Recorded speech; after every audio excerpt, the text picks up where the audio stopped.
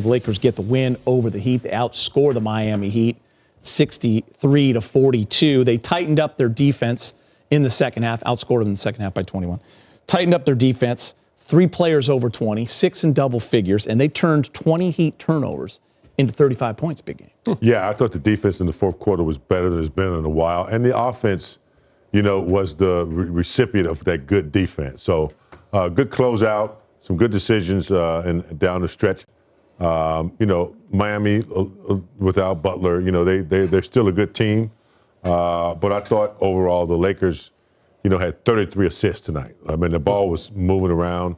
I believe Robert chose Rui tonight. I'm not sure, but Rui, that was you. I'm sorry, X Factor. but I thought, with the 33 assists, everybody got a good touch and to feel the ball. And, Max, I thought played a good game. And the Lakers, the starters, all the starters, double figures, I thought, and the bench did well. So yeah, Gabe with 14. Good, good overall team. Yeah, 23 points off the turnovers, not 35. Oh, points is points. You got my. I got you. I got the gist. My pick though, he must have heard me because I was when I said something earlier, I was really directing it towards him, meaning Austin. Yes. I wanted him to be more of a facilitator instead of a scorer.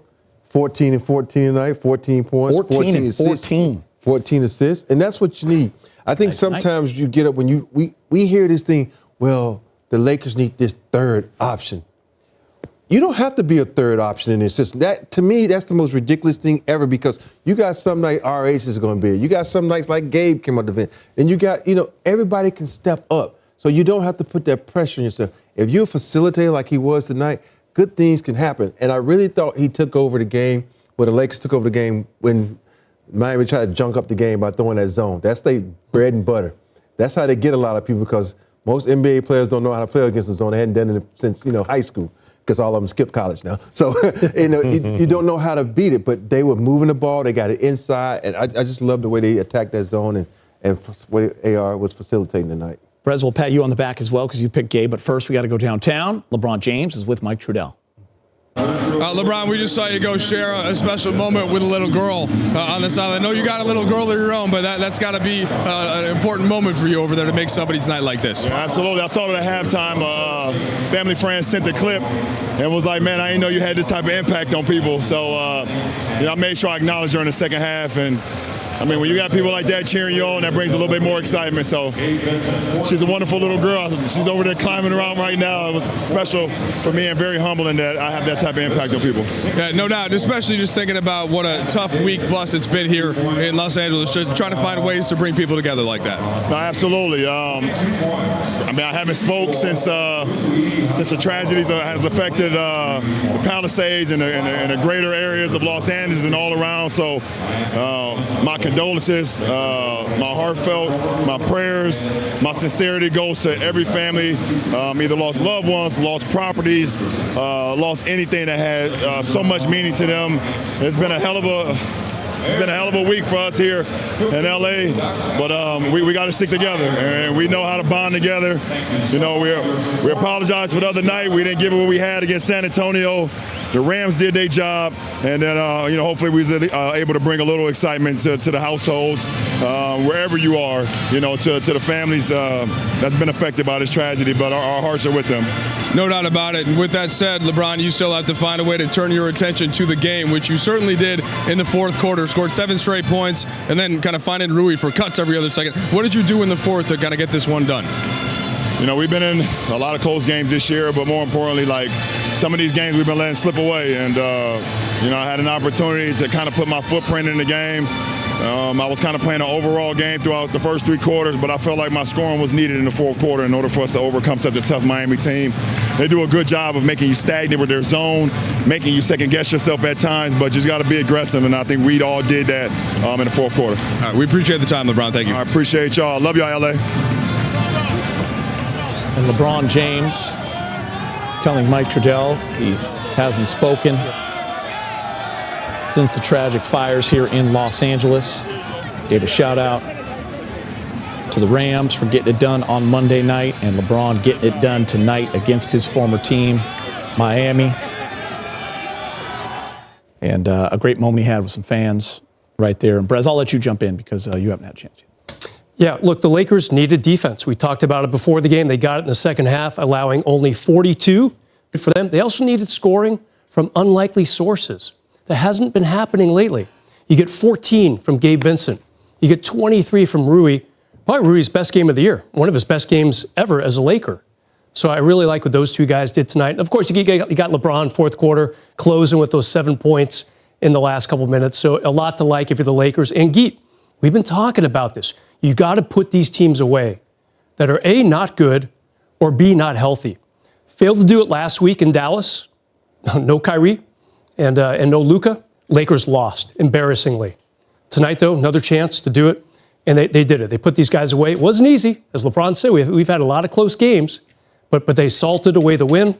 Now you got Brooklyn coming up in a couple days. You got 2 games against Washington this month. Got a game against Charlotte. These are 4 teams that you should get wins against. Yeah. We'll see what happens, but they need to close this month out in a good way.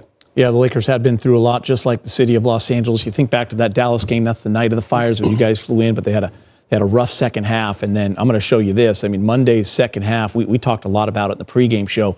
It was just simply their worst half of basketball of the year. They got outscored 52-18 in the final 16 minutes. They got outscored, 73-40 in the second half, but they completely flipped it big game tonight. And they were down 12 at the first half, and it looked like Miami was just going to do what they do a lot of times when they come here and just play you physical and get hot, and Tyler Hero was going to do whatever he wanted.